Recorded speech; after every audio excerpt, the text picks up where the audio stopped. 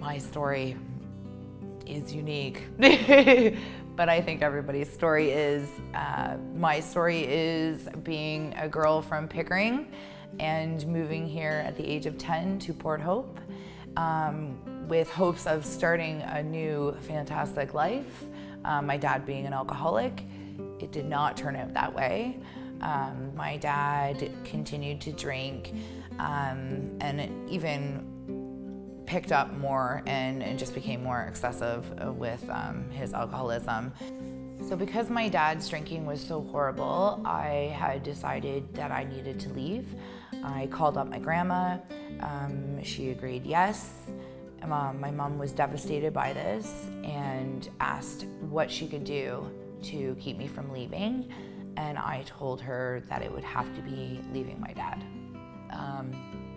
So at the age of 17, 18, I was in a serious relationship with a guy, and we had been together for a couple years, and we ended up pregnant, and unfortunately I had a miscarriage at about 5-6 months pregnant, and it slid me right into depression. I suffered a nervous breakdown as well.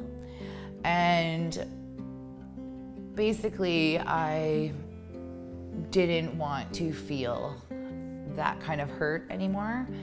And unfortunately, that led me down a road of experimenting with different drugs and more focused my numbingness on substances such as heroin, painkillers, oxys, Dilaudid, started off with cocaine as well, and then into crack. So it was a plethora of drugs, and then becoming addicted to those drugs. Ultimately, it took me to Hamilton. Nobody knew me there, which means I didn't have to hide my addiction.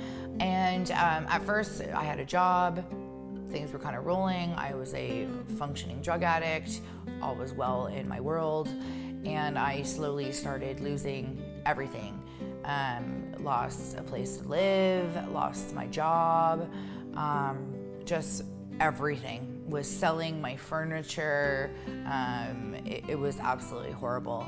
And before I knew it, I was living out of a knapsack and sleeping rough, and living couch surfing, living at a shelter. It just everything just spiraled, and found myself living with the stigma of being a homeless person, street homeless, and it was absolutely devastating. So not just am I street homeless, but I'm also the poster child of a drug addict. And everything just started to crumble.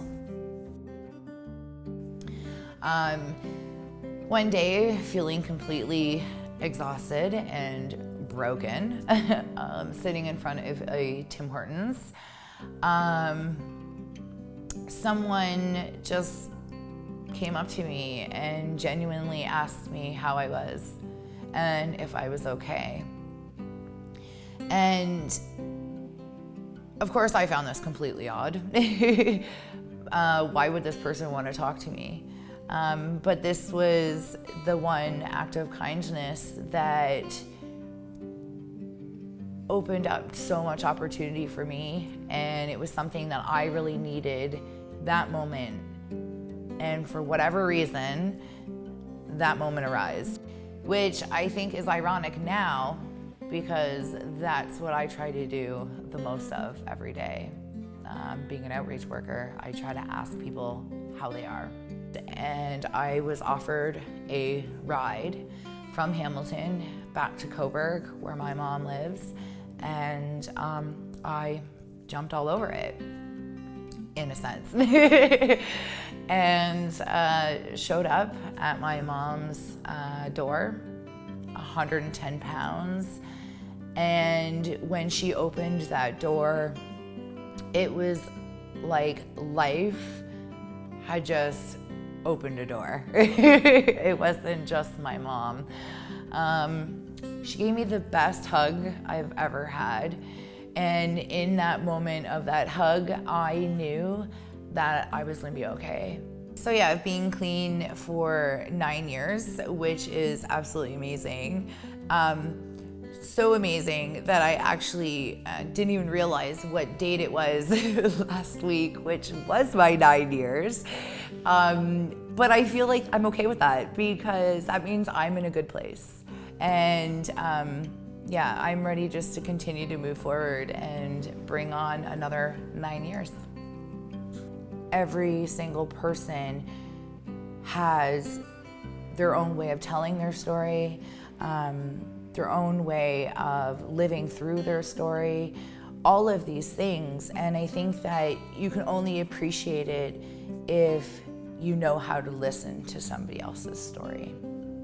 And I don't think you can listen to somebody else's story unless you can actually hear your own.